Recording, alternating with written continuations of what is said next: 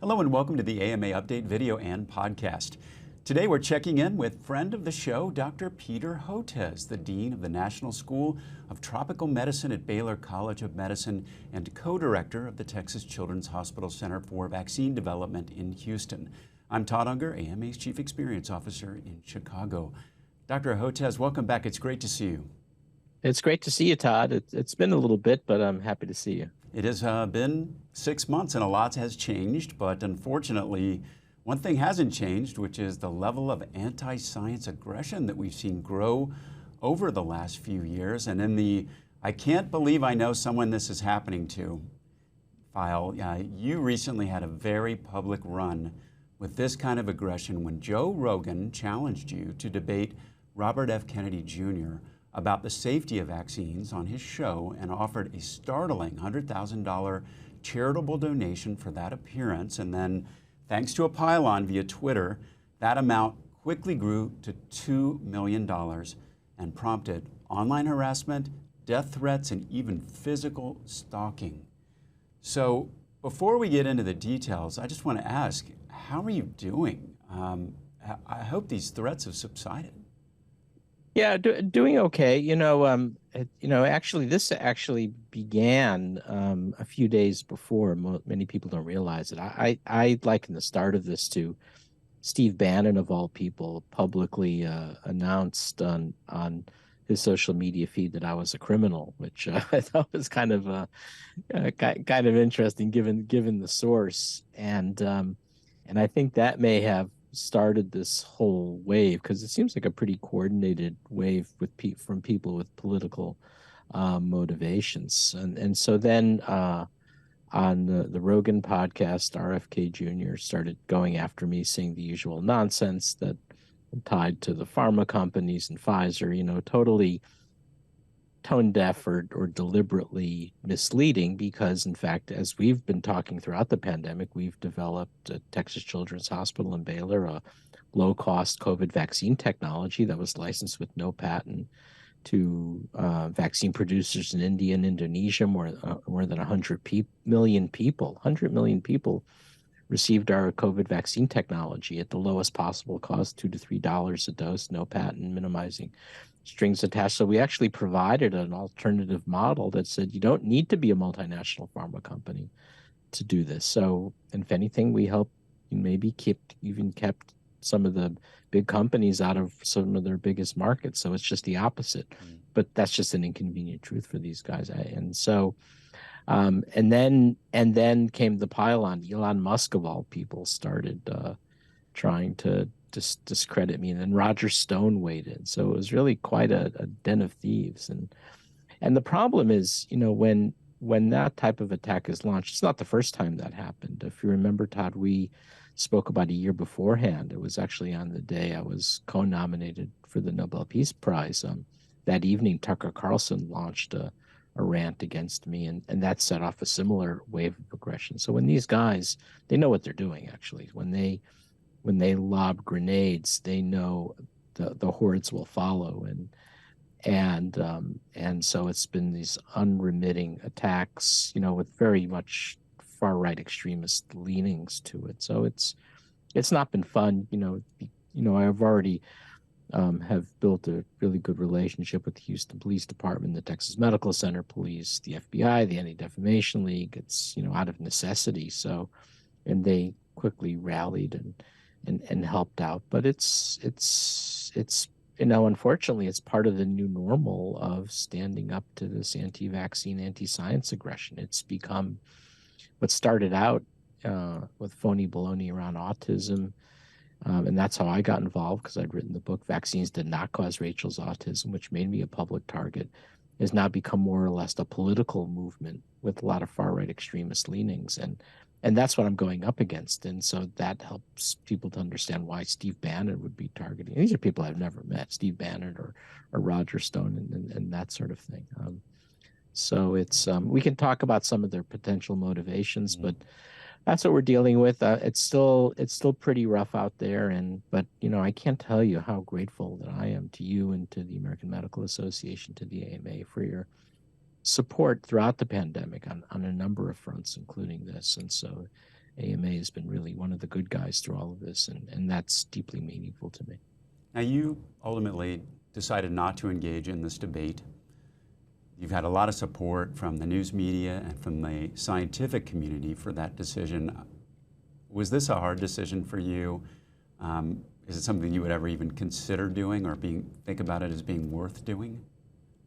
Well, not in this particular instance, and there's two reasons for that. I think one, as I often like to say, science is not something typically that we work through a debate mechanism, right? I mean, what do we do in science? We write our papers, submit them to journals like the Journal of the American Medical Association, JAMA, and it gets peer reviewed, sometimes rejected, requests for major revisions, and so that's our currency. We work through scientifically peer reviewed papers and also meetings, again, like the AMA meeting, right, where that's why we have it. So biomedical scientists like myself can present in front of critical audiences, and sometimes favorable, sometimes critical, so you can go back to your lab and fix potential problems. So there is a way of doing it. It's not typically done through debate. As I like to say, you debate 18th century Enlightenment philosophy and talk about Rousseau versus Bishop Berkeley versus Hume, or you debate politics. But science, we don't typically debate. So that's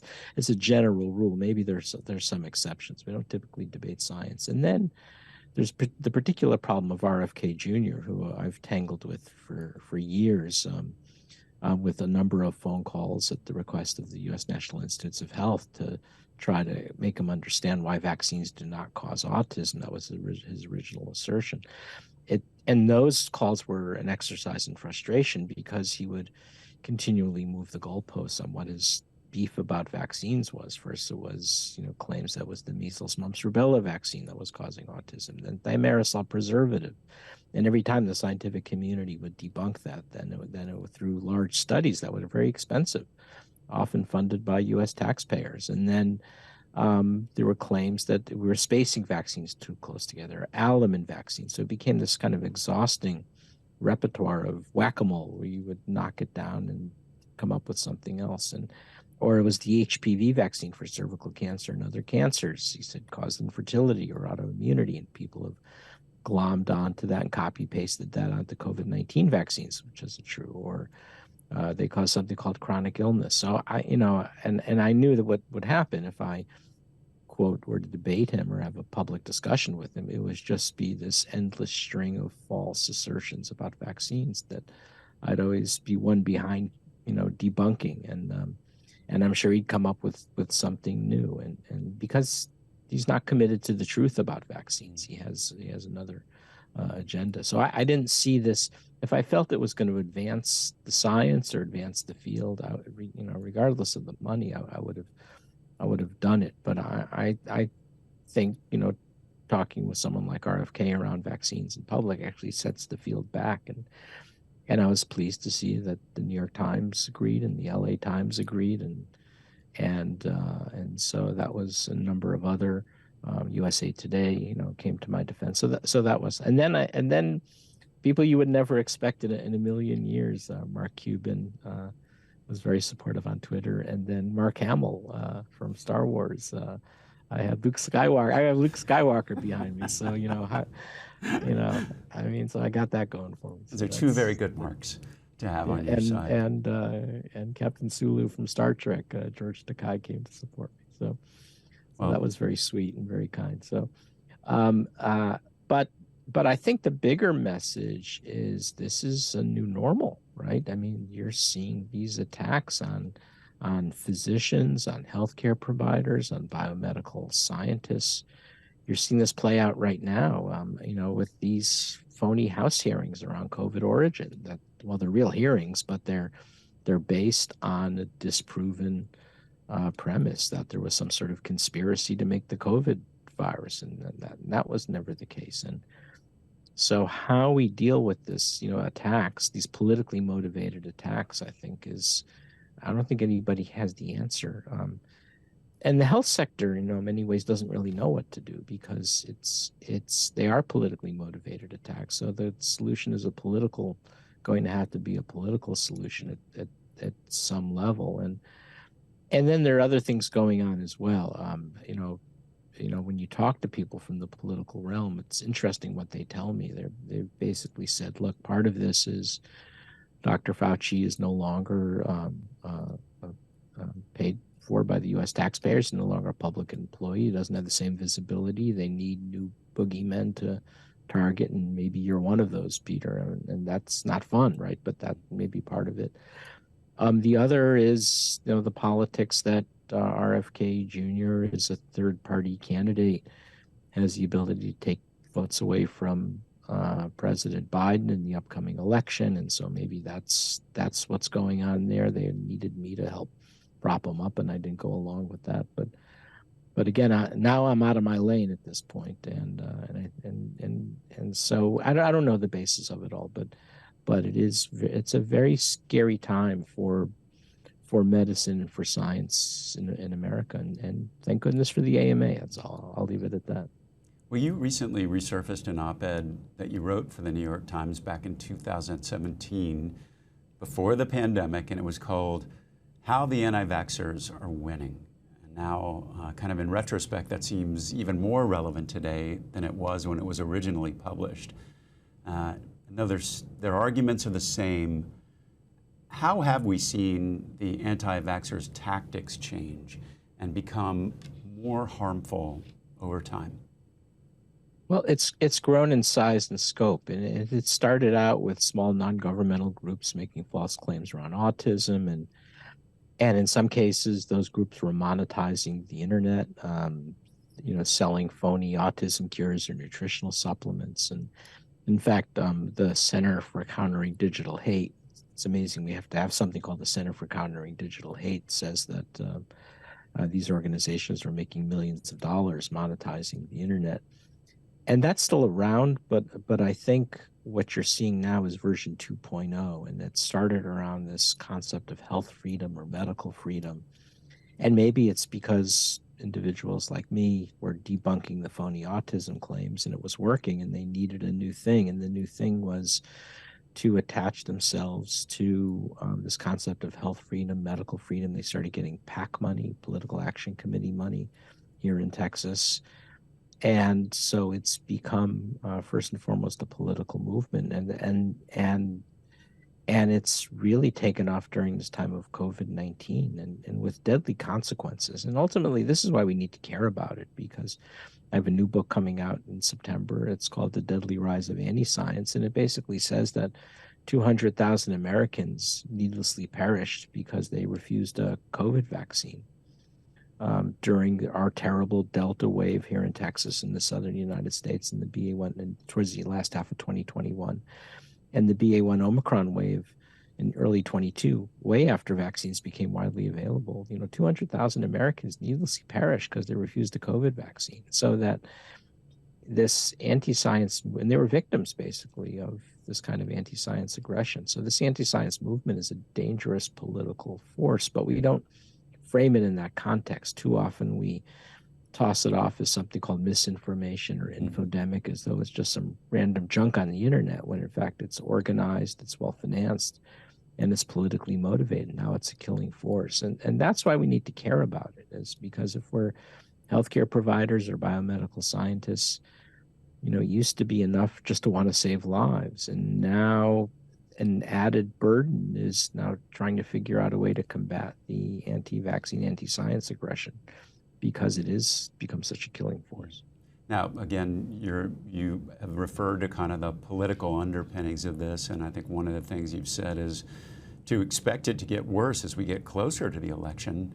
It's already kind of bad. You've got people like you talked about kind of weighing into this. You've got Elon Musk, even like Jack Dorsey getting involved. You've got harassment, right outside your home. There's a lot of anger here. I mean, in all of the kind of exploration and interactions you have, do you have an understanding of where that comes from? Yeah, I think, well, part of it is, by my calling out, by naming names and groups that actually cause so many Americans to convince them not to get a COVID vaccine and lose their lives.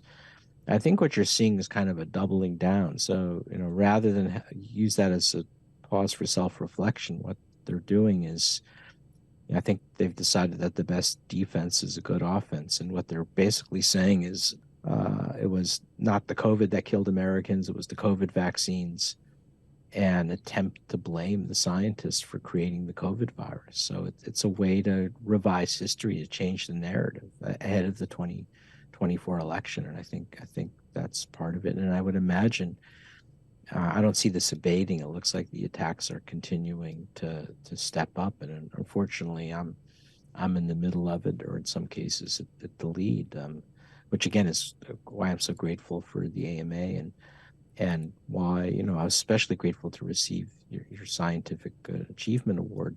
That kind of endorsement or backing from the AMA was so important for me professionally, and is a sign to say that we've got your back, Peter, and other biomedical scientists. So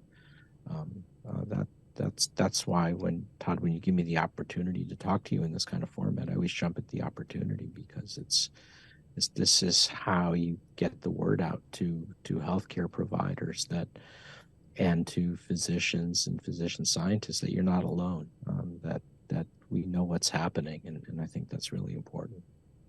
I'm curious, with all the experience that you have and what you've gone through, what advice do you have for physicians that confront this kind of misinformation and anti-science aggression in their practices, in their hospitals, although hopefully not getting called out by Joe Rogan, so to speak, although we did have a physician here a couple of months ago that been through something similar. But how do you advise them on when it's smart and how to engage, or when to let that go? Well, there's the engagement in your day-to-day practice, and then there's your engagement at the public level. I think in your day-to-day practice, now increasingly you have patients that are coming in, or parents of patients, if you're a pediatrician, with some pretty crazy ideas from stuff they've downloaded on the internet, and it's very frustrating, and it's easy to get upset or angry. But I think the way I recommend is recognize that these individuals themselves are victims. They're victims. They were targeted by politically motivated actors, and so to look upon them with some sympathy and empathy, I think that's as best you can do that. I think that can help in the discussion.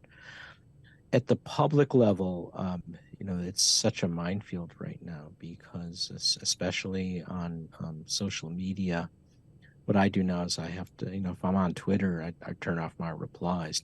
Twitter has become especially toxic. I haven't ventured into the new place yet, Threads, sponsored by Instagram. I may give that a try at some point. But I think social media in general is, it's just become a lot more toxic. So one of the things that I say is, if you want to do public engagement, there are things beyond social media. I use social media as just one of several tools that I use to get people to understand what the anti-vaccine, anti-science movement is about, which is my major piece of public engagement these days. And then in my case, I'm writing single author books and doing interviews, podcast interviews, TV interviews, writing opinion pieces. So there are other ways to make a difference. And in some ways, social media, I find, is the least rewarding by far. I mean, I do it to help promote the kinds of things I'm trying to get out there, but it is by far and away the most toxic and least rewarding. I think the other issue that a lot of physicians and physician scientists face is the offices of communications of academic health centers are sort of behind the times and don't often understand what this is all about. And they tend to have a different mindset. They don't, it's not that they don't care about social justice issues or combating anti-science.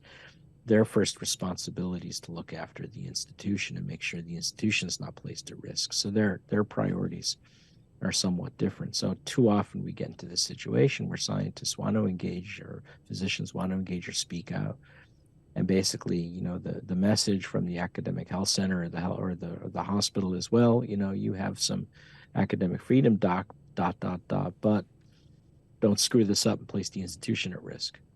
Otherwise, there'll be consequences, and that has kind of the sort of you're doing this feeling like you're doing this with the sort of Damocles over your head.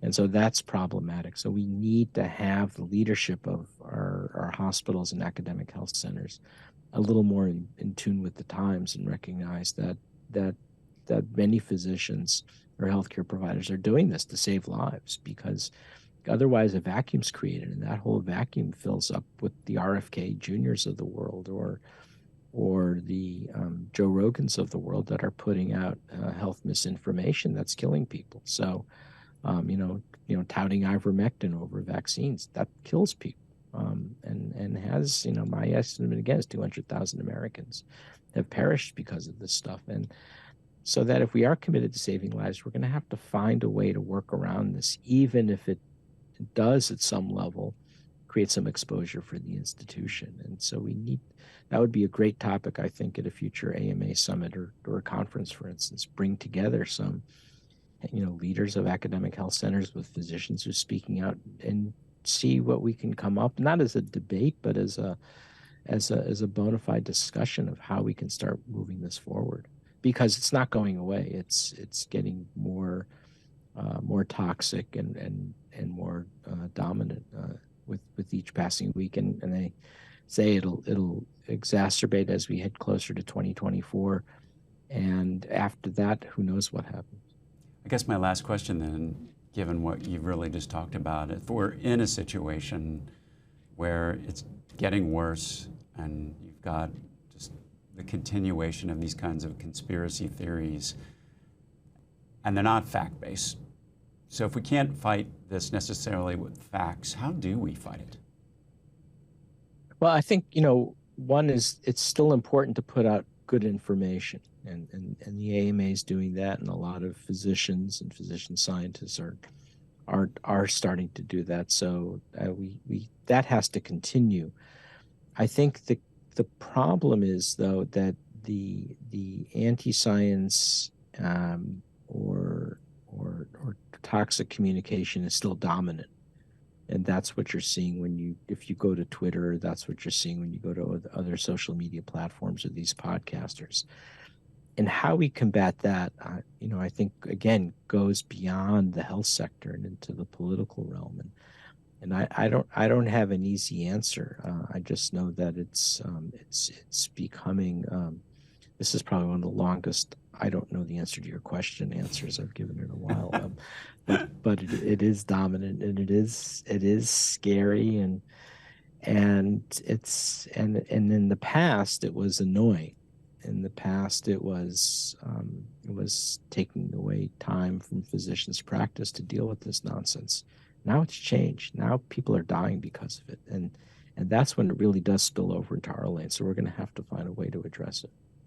Well, Dr. Hotez, as always, it's been such a pleasure to talk with you. I'm sorry for what the last few months have brought, and appreciate you standing strong in the face of that. We just really appreciate everything that you do, and we'll have you back in the fall. We want to talk to you about a book that you're writing that's coming out on September 19th called The Deadly Rise of Anti-Science that you mentioned. Until then, stay safe, be strong, and we'll be back with another episode shortly. So in the meantime, you can find all our videos and podcasts at ama-assn.org/podcasts. Everybody out there, thanks for joining us. Please take care.